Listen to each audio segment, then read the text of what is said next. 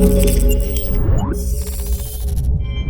what's going on guys, Arekkz here, welcome back to another Division video, and in today's video, continuing with the exotic weapon theme, we're going to be taking a look at Tenebrae, a weapon that you guys have been asking me to cover, something that hasn't been getting too much attention, and incidentally a weapon I haven't looked at for about 11 months. That's of course when it was first added to the game, I had a chance to check it out, and back then it wasn't very good, but now it is actually rather interesting for a couple of different reasons. So let's talk about those. If you do enjoy this, then a like would be super appreciated. Comment down below if you have any questions. But first up, as a super quick recap, this is what it looks like. It has a rather interesting gold, almost tiger stripe pattern to it, with of course black attachments all around. And it's based on the S-ATAIII model. And that is reason number one that this is very interesting. Of course, if you guys have seen any of my vendor reset videos or the top weapons I did a while ago, then you'll know that this particular type of marksman rifle, i.e. the large magazine, faster firing, slightly lower base damage ones, are actually the highest damage PvE marksman rifles in the game. That is the S-ATAIII, the Police MK17 and the SOCOM MK20 SSR.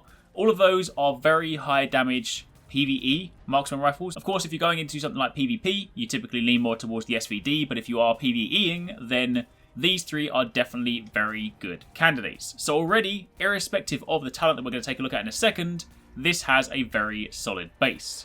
Of course, being a marksman rifle, it also has bonus headshot damage. This has 149%. It has an RPM of 275, a base magazine size of 20, but of course, with an extended magazine, it's easy to push that up to 40. And of course, the main talent, the thing that is new to this weapon in 1.6 is Lights Out. Destroying an enemy weak point resets skill cooldowns for you and your nearby group members. This can happen once every 10 seconds. That last bit was actually added in the latter part of the PTS when it was first introduced. There was no timer on this talent, and of course you could then stack weak point destructions to effectively refresh skills back to back. So this was then put in place to balance the weapon out slightly more, but in truth it hasn't really been to the detriment of the weapon because of the way that you're going to be using it, which we'll speak about in a second.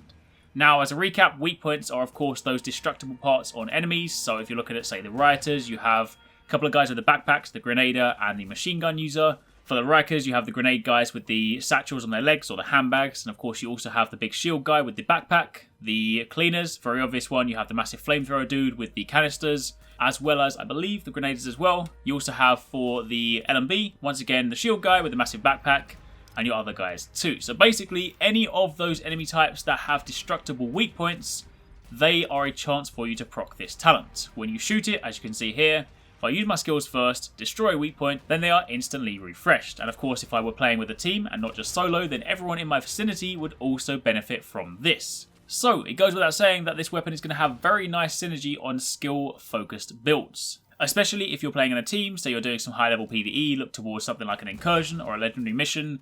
If you and your team select your skills so as to avoid any unnecessary overlap, then you can actually get some really good mileage out of this because upon a refresh, you're effectively getting access to 8 skills again. So stack them correctly, use them accordingly, and you can actually put together a rather potent team. Now yes, you could argue that this is a little bit situational, and true, it is, because there are only ever maybe 2 or 3, perhaps 4 at a push, enemies that have got weak spots. Besides that, there's not really going to be any opportunity to try and proc this talent. But, as mentioned, because the weapon has such a solid base, were this a different weapon, were this based on something like an M44 or one of the other lesser used marksman rifles, then I would probably discount this weapon altogether.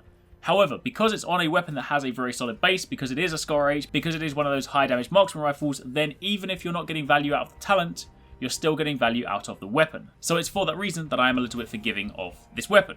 Now, of course, if you're looking towards gear sets, knowing that this is definitely going to be good for skill-focused builds, you might go towards something like Tactician, because of course you'll then get the skill power bonus, plus if you don't have any enemies with weak spots around, it does come with skill haste, which is a very important attribute going into 1.6, knowing that you're going to be using this heavily to shorten your skill cooldowns. You could go for something hyper-specific like Firecrest and actually spec specifically around the turret, knowing that anytime you destroy a weak spot, you effectively have another turret ready to go. Then you can take advantage of the 15% damage increase you get for burning targets, thanks to the gear set, and then of course leverage the high DPS of this particular weapon. Alternatively, you could go towards something like Deadeye. This is going to be an obvious one for marksman rifles because you can get some very good damage out of this. Do bear in mind, at the tail end of the last PTS, it was discovered that this was a little bit too powerful, so they have made a change to that, whereby Deadeye will no longer work with red dot sight. So if you do want to be able to use this talent, or you do want to be able to use this gear set, you're going to have to use it with scopes that actually zoom in. So something to consider, but either way, picking this weapon is definitely something you're going to want to do if you have a skill-focused build, if you kind of intend to play with skills at the kind of forefront of your battle strategy. Solid base, interesting talent, and a huge step up from where it used to be. So for the time being, that's it. Hopefully you guys enjoyed the video. If you did, then a like would be super appreciated. Comment down below if you have any questions, and take it easy. Catch you next time. Peace out.